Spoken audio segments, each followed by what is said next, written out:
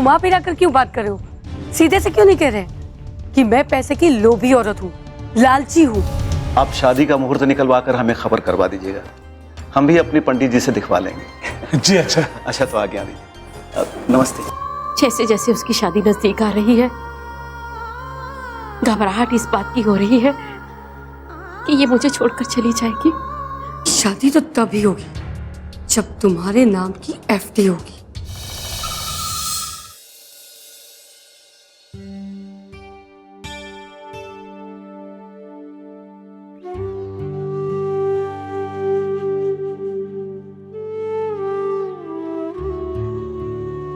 ये आंसू कैसे? नहीं माँ, कुछ नहीं। मुझसे छुपा रही हो? अपनी बेटी की आंसू के पीछे छुपे दर्द को मां नहीं समझेगी, ऐसा सोच रही हो? तेरे अंदर जो तूफान उमड़ रहा है, इसका एहसास है मुझे। मैं तेरी भावनाओं को समझती हूँ, लेकिन बेटा ये तो एक दिन होना ही है। बच्चिया कब तक अपनी मां के खूंटे से बंधी रहेगी? ये एक ना एक दिन तो अपने से अलग होना ही होना है। अपनी मां से दूर जाना ही जाना है उसे।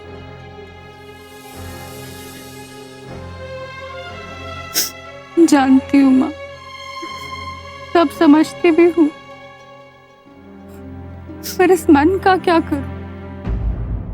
ये मन तो बार बार दिल पर हथौड़े मार रहा है।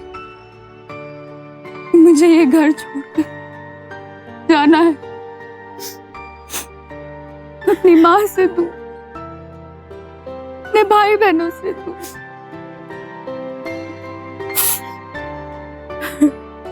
माँ, पापा की बहुत याद आ रही है।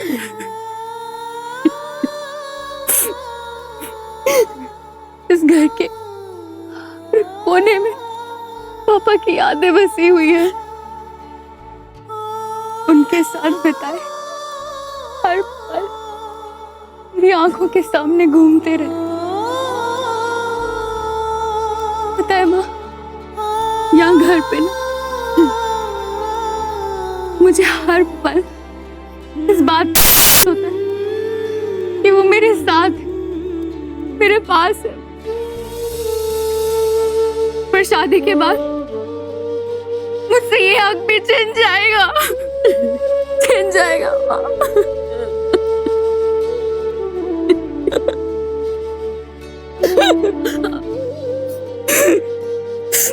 मत रो मेरी बच्ची, मत रो। तू अपने पापा की बहादुर बच्ची है ना, है ना? वो भी तेरी आंखों में आंसू नहीं देखना चाहते थे। उन्हें बहुत दुख होगा बेटा। देख बेटा, यही तो नियति है। लड़की के दो घर होते हैं, एक शादी के पहले का, एक शादी के बाद का। और तूने इस घर की जिम्मेदारियां बहुत बाखूबी निभाई। अब मैं चाहती हूँ कि उस घर की जिम्मेदारियों को भी तुम अच्छे तरीके से निभाना। अच्छे तरीके से निभाना बेटा। बेटा, तू मेरे कलेजे का टुकड़ा है। मैं तुझे कैसे विदा करूंगी ये मेरा मन ही जानता है, लेकिन क्या करूं, क्या करूं?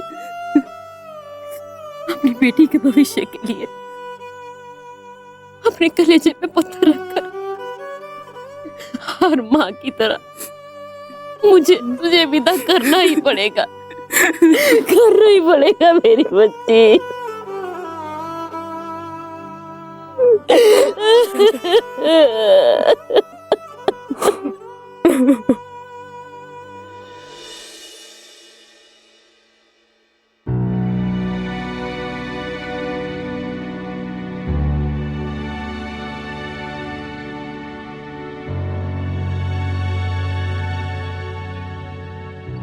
अब आप दोनों यूं ही हाथ पे हाथ धर के बैठे रहोगे या कुछ करोगे भी?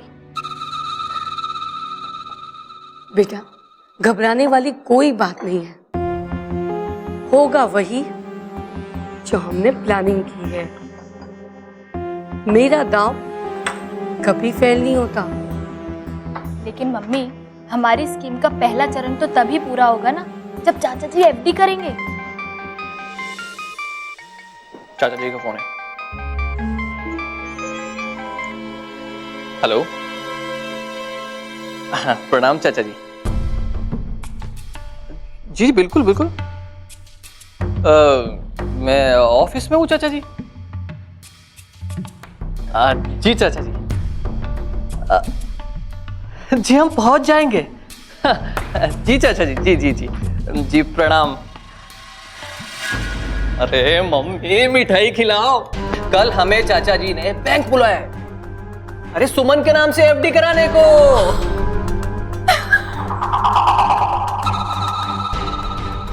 सच? हाँ, अब एक काम तो हो गया है। अब हमें यह सोचना है कि वसुधा की सैलरी हमें कैसे मिले जल्दी से जल्दी। भैया, कर दी ना अपनी ना समझी वाली बात। क्या मतलब? एक बात बताइए भैया, खोआ जानते हैं ना आप, जिसे दूध को जला के बनाया जाता है? अब ये खोआ बीच में कहां से आ गया? सुनिए तो सही, अगर हम दूध का मोह करेंगे ना तो खोआ कभी खाने को नहीं मिलेगा। मम्मी ये क्या कह रही है, मुझे कुछ समझ में नहीं आ रहा। यही कि अभी आप वसुधा की सैलरी पर ध्यान मत दीजिए, बल्कि चाचा जी की दौलत पर ध्यान लगाइए।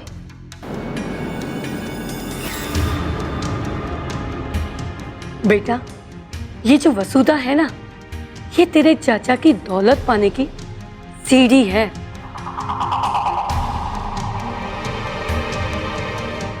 सीढ़ी।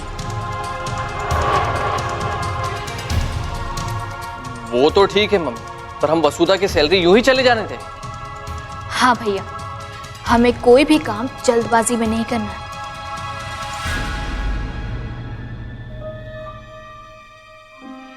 और चाचा जी को तो हरगिज नाराज नहीं करना है। अरे छोटी, तू टेंशन मत ले। शादी के बाद मेरा एक सूत्रीय कार्यक्रम रहेगा। वसुधा का सहारा लेकर मुझे ऑफिस में अपनी जगह बनानी है। और फिर नीचे की कुर्सी से चढ़ते चढ़ते चढ़ते चढ़ते एमडी की कुर्सी हासिल करना है। जो कि मेरे लिए चुटकी का खेल है। यही करना है। कल सुमन की एफडी बन जाएगी, उसके बाद तेरी शादी तक हमें शांत रहना है। मम्मी, बस एक बार भैया की शादी हो जाए, फिर मैं भी किसी रईस खानदान के अमीर लड़के से शादी करूंगी। बंगला, गाड़ी, नौकर, चाकर, ये सब कुछ होगा मेरे पास। अपने सारे अरमान पूरे करूंगी मैं। जरूर करना बेटी। तेरी होने वाली भाभी वसुधा की वजह से हम सबके अरमान पूरे होंगे। हम सब।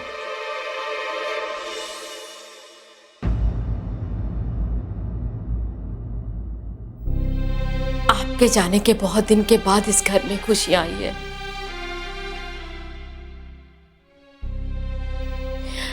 आपकी बेटी वसुधा की शादी तय हुई है, वो दुल्हन बनेगी।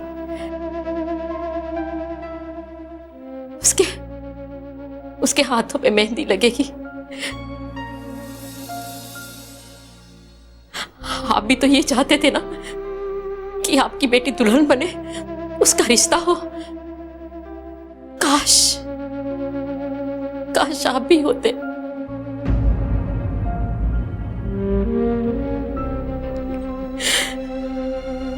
वसुधा ने बहुत दुख झेले हैं और फिर अचानक उसके ऊपर जिम्मेदारियों का बोझ आन पड़ा।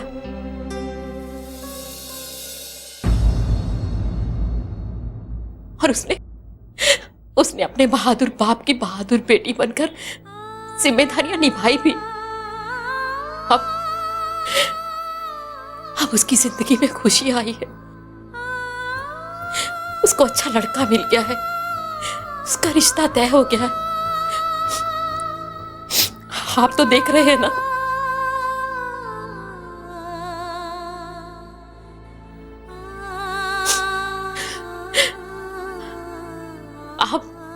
आप उसको आशीर्वाद दीजिए कि वो हमेशा हमेशा सुखी रहे।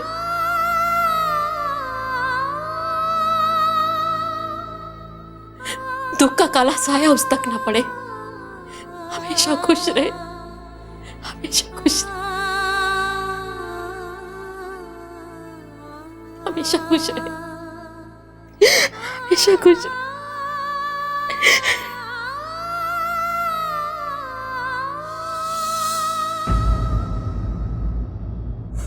हे, बहुत याद आ रही है पापा की। समझ सकते हैं अपनों से बिछड़ने का दर्द क्या होता है, ये मुझसे बेहतर कौन समझेगा। लगता है आपके सीने में भी बहुत दर्द छुपा हुआ है। अच्छा तुम ये बताओ, तुम्हारे पापा को गुजरे ज्यादा दिन हो गए हैं क्या? हाँ, लगभग 4 साल। 4 साल? मतलब 4 साल से परिवार की पूरी जिम्मेदारी तुम अकेली उठा रही हो। बहुत बहादुर हो तुम वसुधा। इसमें बहादुरी की कोई बात नहीं, बस जिंदगी जीना सिखा देती है।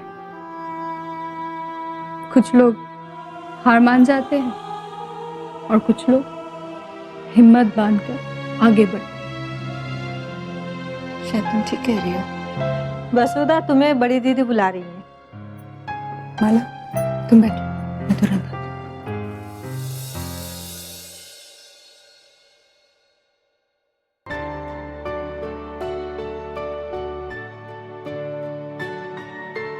हर लम्हा संघर्ष है, हर पल है एक जंग।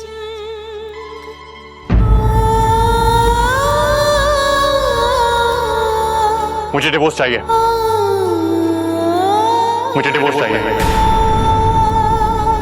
मुझे डिवोर्स चाहिए।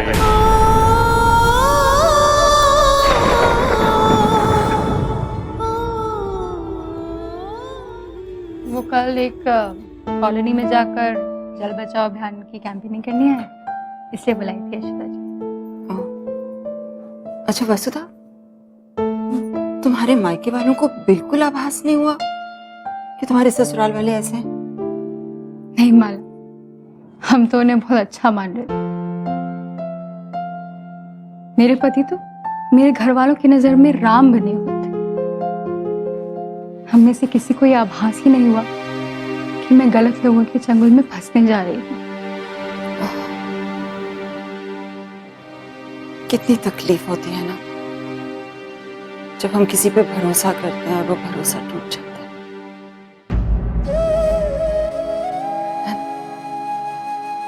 हाँ माला, यही तो हुआ था मेरे साथ। हंसी खुशी के माहौल में मेरी शादी तय हुई। सभी बहुत खुश थे और मैं भ्याता बनकर अपने मायके से अपने पति के घर, अपने ससुराल आ गई।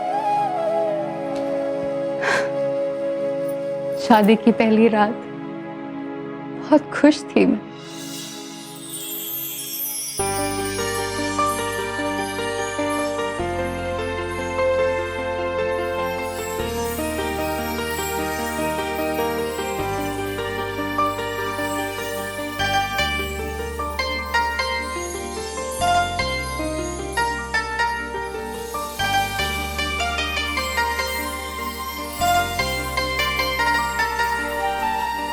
तुम खुश हो ना?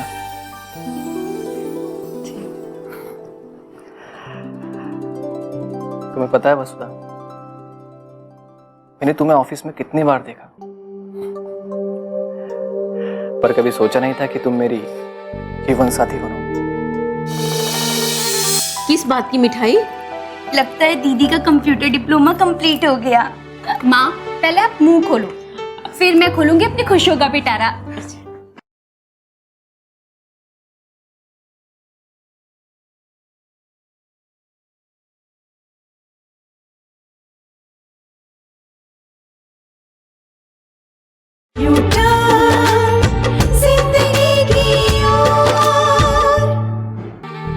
पर जब चाचा जी ने ऑफिस में बुलाकर मुझसे इस बारे में बात करी, तब मैंने ध्यान से देखा, और जितनी बार तुम्हें देखा ना, तुम मेरे दिल और दिमाग पर उतनी ही छाती गई। वसुधा, क्या तुम्हारा भी यही हाल है?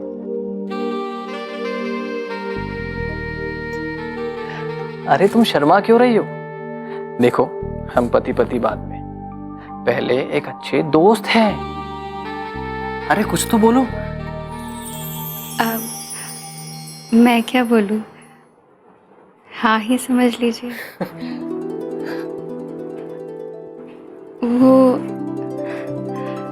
वो आप चाचा जी के ऑफिस में मेरे साथ ही काम क्यों नहीं कर लेते? वसुधा, यानी तुम चाहती हो कि मैं अपनी जमी जमाई जॉब छोड़ दूं? नहीं नहीं, मेरा वो मतलब नहीं था। मैं तो बस चाहती थी कि हम दोनों हमेशा साथ रहें। देखो वसुधा, मैं कई बार कह चुका हूं, मुझे चाचा जी की कंपनी में जॉब करने से कोई परेशानी नहीं, पर मैं बाहर काम करके बहुत खुश हूं, और मैं अपने बलबूते पर अपनी पहचान बनाना चाहता हूं। और एक बार मेरी पहचान बन गई तो मुझे कहीं भी काम करने में कोई परेशानी नहीं। आपकी यही बात तो मुझे बहुत अच्छी लगी। अच्छा, छोड़ो इन बातों। तुम दोनों परिवार की जिम्मेदारी उठा सकती हो ना? दोनों मतलब अपनी सैलरी देके अपने मायके की, और अपना टाइम देकर अपने ससुराल की। क्यों? जी। लेकिन अकेले नहीं, आपके सहयोग के साथ। मेरा सहयोग हमेशा तुम्हारे साथ है, और मैं हर कदम पर तुम्हारे कदम से कदम मिलाकर चलूं।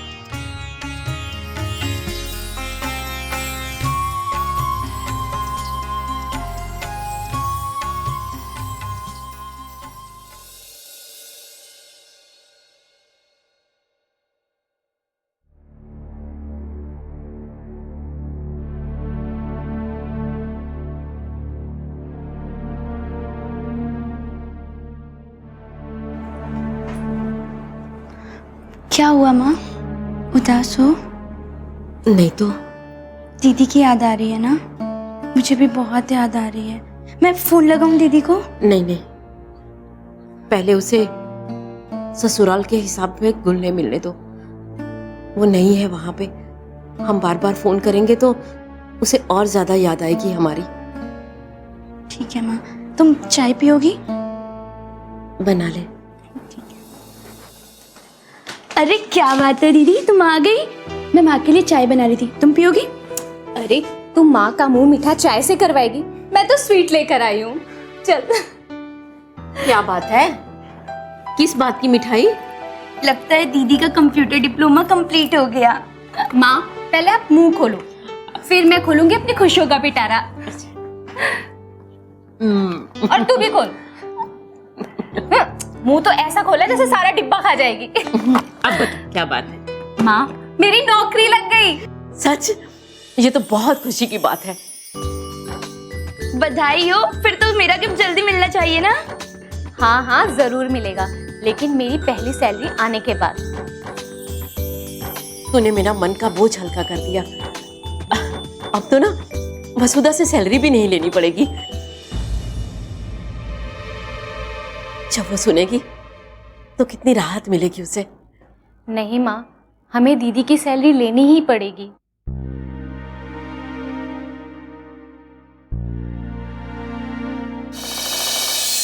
आज मैं चाहती हूँ कि खाना मैं अकेले ही बनाऊं। घर में सबको पता तो पड़ना चाहिए ना कि मुझे भी खाना बनाना आता है, नहीं तो कहेंगे कैसी बहू मिल गई जो उसे खाना बनाना भी नहीं आता।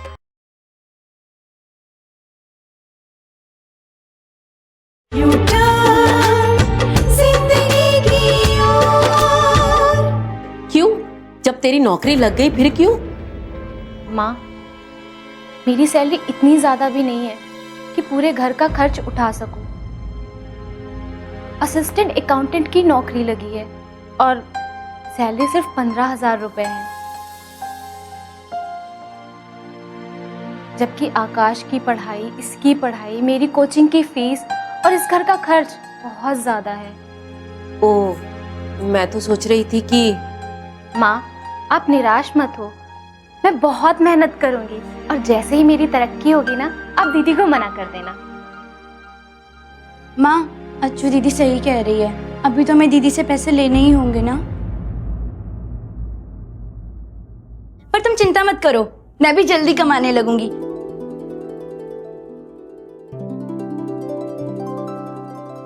और मेरी कमाई महीने महीने रगड़ रगड़ कर नहीं होगी, एक ही बार में पूरे महीने की कमाई हो जाएगी। फिर तुम मना कर देना दीदी को पैसे देने से।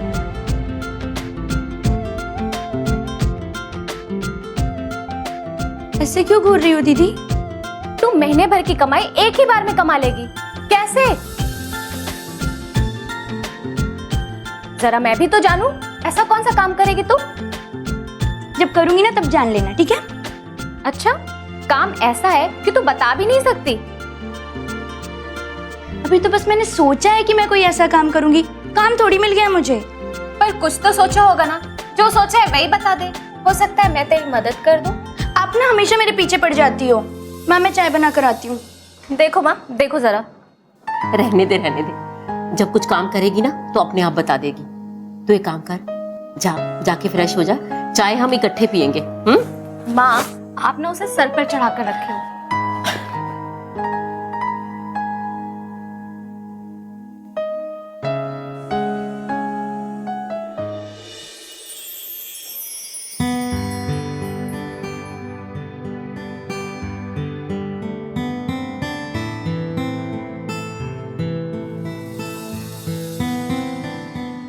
वाओ भाभी, क्या खुशबू है।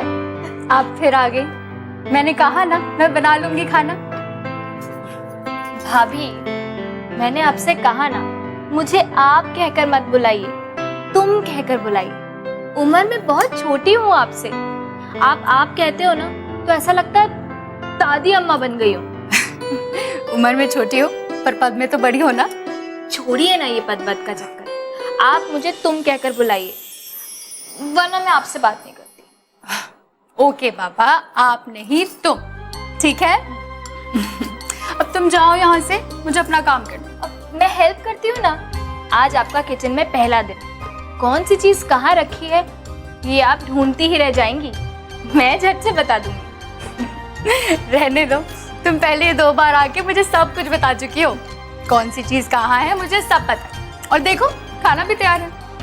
लेकिन कोई लेकिन नहीं, देखो आज मैं चाहती हूँ कि खाना मैं अकेले ही बनाऊं। घर में सबको पता तो पड़ना चाहिए ना कि मुझे भी खाना बनाना आता है, नहीं तो कहेंगे कैसी बहू मिल गई जो उसे खाना बनाना भी नहीं आता।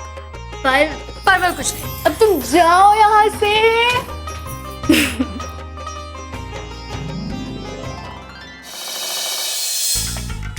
हाँ बोलो। मैं कह रही थी कि क्यों ना हम एक कार ले लें, पैसे तो है ही हमारे पास।